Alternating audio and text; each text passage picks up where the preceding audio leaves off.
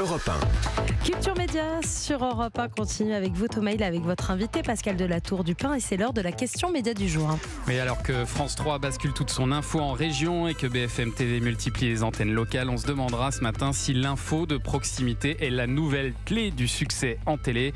Et pour y répondre, nous recevons ce matin Philippe Antoine. Bonjour. Bonjour. Bienvenue. Vous êtes directeur général du réseau BFM Région, et Anne-Laure Beauvron. Bonjour. Bonjour. Coordinatrice d'une enquête. La télé choisit la proximité. C'est pour le Pèlerin, magazine de cette semaine. Qu'est-ce qui a motivé d'ailleurs cette enquête, Anne-Laure Beauvron ? Alors, au service télé radio du Pèlerin, nous sommes 3 à suivre toute l'année l'actualité des chaînes, et en particulier la conférence de presse de rentrée. Ouais. Cette année, Delphine Ernotte, qui est donc à la tête de France Télé, nous a annoncé la date de lancement de cette nouvelle formule de régionalisation de l'information au 4 septembre. Ouais.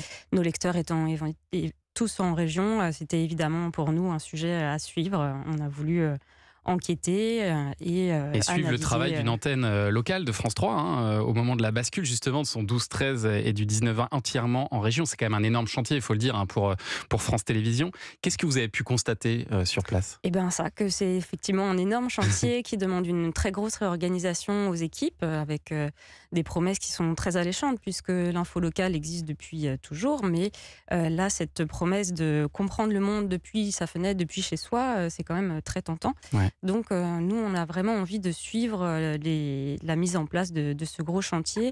On voit bien qu'il y a des inquiétudes de la part de nos collègues journalistes en région. Donc parce qu'il y a eu des grèves, il y a eu un mouvement de grève pour le début. Oui, tout à fait. Autre grand chantier aussi depuis quelques années, c'est à BFM TV, Philippe Antoine, puisque vous avez lancé pas moins de 10 chaînes d'infos locales en assez peu de temps finalement. Et c'est pas des décrochages, il faut expliquer, c'est vraiment des chaînes à part entière. Absolument. On a lancé la plus ancienne, si on peut dire, c'est BFM Paris, qui a à peu près 7 ans. Et depuis, on s'est développé, puisqu'on a lancé une chaîne à Lyon, puis à Lille, sur le littoral. Puis ensuite, on a accéléré le développement il y a 2 ans avec BFM d'ici, plus petite chaîne sur les territoires 04-05 dans les Alpes du Sud. Ouais. Et puis il y a 2 ans, on a vraiment démultiplié ces chaînes, parce qu'on en a lancé 3 d'un coup. BFM Marseille, BFM Nice et BFM Toulon. Et puis les 2 dernières, BFM Alsace il y a 1 an et quelques mois, et BFM Normandie qui va fêter son premier anniversaire dans quelques jours. Donc oui, ça s'est allé très très très vite. Et comment ça se passe ? Alors chaque antenne a une rédaction totalement indépendante de Paris ? Absolument. Chaque antenne... Alors, le principe de base, c'est du coup. Chaque chaîne, effectivement, les 10 chaînes, chaque chaîne ne fait que de l'info locale, 100% d'info locale, exclusivement de l'info locale. Ouais. Donc, si on prend BFM Marseille-Provence, on ne va parler que de ce qui se passe dans les Bouches-du-Rhône, dans le Vaucluse et dans cette partie-là, de façon totalement indépendante de Paris, puisque... Sans utiliser leurs images ? Ou est-ce qu'il peut y avoir des échanges d'images entre BFM Paris et BFM Marseille, par exemple ? Alors, si ça concerne le territoire de la Provence, oui, on va évidemment échanger nos images, mais disons que dans la ligne éditoriale, sur chaque local, on ne parlera que du territoire et de l'actualité qui a un impact sur la vie quotidienne des Provençaux, des Lyonnais, des Lillois ou des Franciliens. Donc ça, c'est la règle de base, j'ai envie de dire. Mais est-ce qu'à l'inverse, ça vous arrivait, par exemple, Pascal Delatour du Pin, à Paris, quand vous faisiez votre émission sur BFM TV, de vous nourrir d'images qui viennent de régions ? Mais d'images, même de reportages. Philippe, effectivement, on récupérait des reportages. On avait une liste qui nous était envoyée le matin, avec des reportages que moi j'utilisais après dans l'émission, et c'était extrêmement utile. Et c'est ça la force, effectivement, des BFM Région, BFM TV, BFM Région. Je vais pas faire. Tu vas le faire, Philippe. Vas-y, Pascal, tu fais très bien. Elle fait la pub du groupe BFM, c'est formidable. La petite sœur qui a de la grande et inversement. Oui, voilà, c'est un maillage formidable. Ça marche dans les 2 sens, en fait. Voilà. Ouais. Si vous avez un événement important localement, a priori, c'est la locale qui va être la première dessus, puisque géographiquement, elle est présente. Si je prends l'exemple de la rue de Tivoli à Marseille, il y a quelques mois maintenant, les premières images sont tournées par BFM Marseille, parce que ça se passe la nuit, voilà. Et donc à ce moment-là, on part en spécial, et puis les journalistes locaux de BFM Marseille-Provence se mettent sur l'édition spéciale. Ensuite, BFM TV arrive avec la puissance de BFM TV en envoyant 6-7 équipes, des reporters, des présentateurs, et là on allie nos forces. et on part en spécial les 2 chaînes, ce qui fait que nous, on garde un traitement local, et puis BFM TV va faire un traitement plus national, ce qui est évidemment normal. Et alors, est-ce que ça marche tout ça en audience? Est-ce que les Français suivent? Et si oui, pourquoi? On en reparle dans 2 minutes. À tout de suite sur Europe 1. Sur Média, sur Europe 1, Thomas Hill avec la suite de la question média du jour. Et on parle donc de ces chaînes locales qui sont en train de se développer, et de l'information locale qui prend de plus en plus de place, notamment avec France 3 qui est en train de basculer toute son information en local. Nous sommes avec Philippe Antoine, directeur général du réseau BFM Région, et Anne-Laure Beauvron, coordinatrice d'une enquête pour le Pèlerin Magazine sur cette question. Et justement, Anne-Laure Beauvron, est-ce que le pari de BFM et comme de France Télévisions, c'est de se dire que les Français ont de plus en plus besoin de savoir ce qui se passe près de chez eux?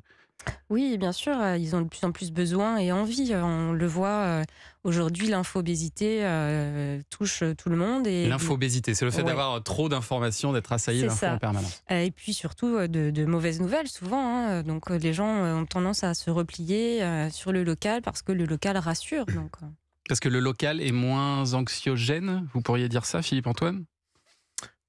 Je ne sais pas si c'est moins anxiogène, mais en tout cas, on a un traitement qui est différent. Prendre un exemple qui peut paraître anecdotique, mais qui est, je trouve, symptomatique, c'est que sur nos chaînes, on se tutoie.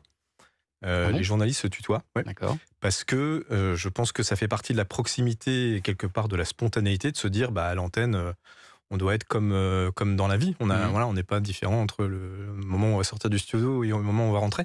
Donc on se tutoie, ça fait partie d'éléments de proximité aussi. de proximité. Voilà. C'est la proximité assumée, j'ai envie de dire. Ouais. Et puis après, dans le traitement de l'info, je pense que ce qui différencie et peut-être ce qui rend l'information moins anxiogène, c'est qu'on essaie le plus possible d'être dans une information qui rend service, une information pratique, concrète. Et quelque part, en mettant ce filtre-là, ça exclut certainement une partie des informations qui peut paraître un peu plus anxiogène. Et alors, est-ce que les audiences sont au rendez-vous déjà pour BFM? Complètement, oui. Si on prend les 10 chaînes sur la saison dernière, on touche 6 millions de téléspectateurs. C'est une croissance de 19% en une saison, donc c'est formidable. En plus, on était, hélas, pas distribué par Orange, qui est aujourd'hui sur les box la numéro 1. Pendant toute une saison, on n'était pas sur Orange, donc c'est comme si on avait fait un marathon sur une jambe, et malgré ça, on a réussi à progresser. Ouais. Donc heureusement, Orange, ça y est, on est redistribué par Orange depuis le mois d'août. Vous allez ça, encore c'est progresser formidable. cette saison, forcément. C'est l'objectif et c'est l'ambition. Ça, c'est sur le linéaire. Et après, sur le digital, on touche. Les chiffres sont exceptionnels. Si on prend, je vous en donne 2. Au mois de juillet, on fait 41 millions de visites sur les sites. Et donc, chaque local, les 10 locales ont chacun une appli. On peut regarder. Ouais. Voilà. Donc, 41 millions de visites sur les 10 locales, ça fait beaucoup. Et on est en moyenne, aujourd'hui, on dépasse les 21-22 millions chaque mois. D'accord. Donc, on voit bien que, en fait, ce qui est en train de se passer, c'est que le réflexe de l'info locale, il est en train de s'installer s'ancrer petit à petit chez les Français. Et alors pour France Télévisions, Julien Pichenet, est-ce que les nouveaux JT tout en région de France 3 se portent bien, peut-être mieux même qu'avant?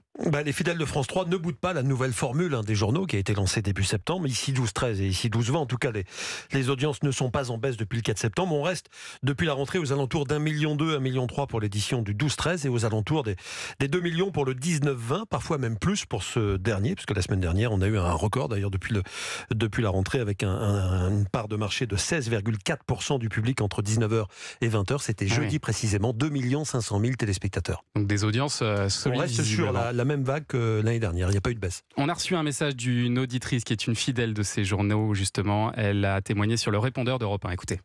Oui, bonjour, c'est Françoise. Pour ma part, je considère que les émissions régionales et les journaux régionaux sont particulièrement intéressants parce que ça permet de mettre en valeur tout ce qui est dit sur le patrimoine artistique, le patrimoine architectural, le patrimoine industriel qu'il y a dans les régions. Ça permet aussi à des personnes qui se sentent peut-être trop éloignées de la capitale et des grandes villes de se sentir interpellés par ce qui se passe dans leur rayon géographique. Et vous pouvez vous aussi prendre la parole comme Françoise chaque jour dans Culture Média, 01 80 20 39 21, Thomas. C'est important ce qu'elle dit, cette auditrice, la proximité, savoir ce qui se passe près de chez soi, c'est tout l'intérêt de ces formules-là. Tout à fait. C'est vraiment ce qui motive les téléspectateurs, savoir ce qu'il y a à proximité d'eux. Il y a une notion de service qui est très importante aussi. Et donc forcément, ils sont... Avec une rendez-vous. confiance qui est peut-être plus forte aussi. Est-ce que les téléspectateurs font plus confiance à une info qui est donnée près de chez eux plutôt qu'une info nationale? Oui, les chiffres le montrent. D'ailleurs, le dernier sondage de l'IFOP, en 2021, montrait que 80% des téléspectateurs étaient plus en confiance avec les télés locales que avec les médias locaux plutôt qu'avec les médias nationaux à 73%. C'est peut-être un enjeu, ça d'ailleurs, pour vous, pour BFM, de redonner de la confiance aussi, grâce à ces infos locales, redonner de la confiance aussi, même sur le national. Ça peut peut-être aider votre groupe en général. Oui, déjà c'est une source d'information. 175 journalistes en région, ça permet d'aller plus vite, d'être en plus grande connexion avec ce qui se passe dans le pays, parce que voilà, on vit dans les territoires auprès des gens, et on dit souvent, je suis un député disant quand ils reviennent dans leur circonscription le week-end qu'ils sont à portée de claques de leurs électeurs. Nous, localement, on est à portée de critiques de nos téléspectateurs, parce que voilà, souvent ils nous reconnaissent, souvent ils vous voient, ils vous envoient des mails, ils vous envoient des messages pour vous dire tel reportage était bien, ou au contraire ça c'était pas bien, et pourquoi vous n'avez pas parlé de ça. Donc la proximité, c'est aussi ce lien où un téléspectateur ou une téléspectatrice va se permettre de vous interpeller, ce qui est formidable. Oui, je pense que ce qu'apprécient aussi les téléspectateurs, c'est de se dire que toutes les infos ne viennent pas forcément de Paris. Et c'est vrai que c'est un reproche qu'on pouvait vous faire, hein, même vous, j'imagine, Pascal de la Tour du Pin, quand vous présentiez sur BFM ce côté très parisien de l'information. Non, mais c'est vrai que ce côté parisien de l'information nous est reproché souvent, mais on essaie quand même, moi je me souviens, c'était il n'y a pas si longtemps que ça, d'être proche du téléspectateur, d'essayer d'apporter de la matière, qui est une matière parfois un peu aride, de la porter au plus près des téléspectateurs. Après ça dépend aussi de la forme que vous donnez. La façon dont vous distillez l'information, vous pouvez y mettre plus ou moins d'intensité, ça peut être plus ou moins anxiogène. Voilà, parce que l'info reste l'info en revanche. Bien sûr. On a reçu une réaction aussi sur Twitter, Anissa. Oui, c'est Étienne qui pose une question. Alors c'est pour vous, Philippe-Antoine. Il dit, est-il prévu une chaîne dans le sud-ouest? Il n'y a pas de chaîne BFM locale dans le sud-ouest. C'est une remarque tout à fait juste. Pourquoi? Alors, en fait, Patrick Drahi l'a rappelé et Arthur Dreyfus l'ont rappelé récemment. Oui, les BFM régions vont encore se développer. Après, on est sur un marché où on ne peut plus créer de chaîne en France, donc il faut forcément trouver, si on parle de la TNT, une chaîne existante qui a envie soit de travailler, soit en partenariat, soit de se vendre. Donc ça dépend aussi de ça. Mais c'est sûr que quand on regarde une carte, c'est pas un secret, on est plutôt absent sur la partie, on a une chaîne en Normandie, mais sur toute la partie atlantique et jusqu'au sud-ouest, on n'est pas présent. Donc oui, ça peut faire partie des prochaines occasions. Attention, Télé Toulouse, vous allez bientôt être racheté par BFM. À l'inverse, si on se fait un petit peu l'avocat du diable, on pourrait se dire aussi que le succès des infos régionales, c'est aussi le symbole quand même d'un repli sur soi-même, sur son territoire, et peut-être même un manque d'ouverture sur le monde. Qu'est-ce que vous répondez à ça? Je crois pas du tout. Non, vraiment pas. Parce que le local, ça veut pas dire qu'on est enfermé. Au contraire, le local, ça veut dire qu'on s'ouvre sur d'autres villes, d'autres départements, si on prend l'échelle de la région. Et puis surtout, plein de sujets différents sur les locales, sur les BFM régions. On a des magazines qui parlent de culture, d'environnement, de business, d'emploi, de politique, de sport, de sortie, de patrimoine. Donc le champ est extrêmement vaste. Vous vouliez réagir sur cette question, Anne-Laure Beaugrand? Oui, je rejoins Philippe-Antoine sur ce point. Effectivement, à partir de chez soi pour comprendre ce qui se passe en faisant en gros des cercles concentriques pour comprendre à l'échelle régionale, puis départementale, puis nationale, voire internationale, c'est pas du tout se renfermer, c'est ouvrir une fenêtre depuis chez soi pour regarder plus loin. Eh ben, on terminera sur cette note. Merci beaucoup à tous les trois d'ailleurs d'être venus ce matin. Merci Philippe-Antoine, directeur général du réseau BFM Région, Anne-Laure Beaugrand, coordinatrice de cette enquête que l'on vous recommande dans le Pèlerin magazine de cette semaine. La télé choisit la proximité. Et puis un grand merci à Pascal de la Tour du Pin à qui on souhaite bonne chance pour ce nouveau rendez-vous. C'est gentil, merci. Bonne chance à vous aussi. Ce soir 17h50 jusqu'à on sait jamais en fait. Voilà. Non, Cyril prenne TPMP. Non, ça c'est sûr, il y a une fin.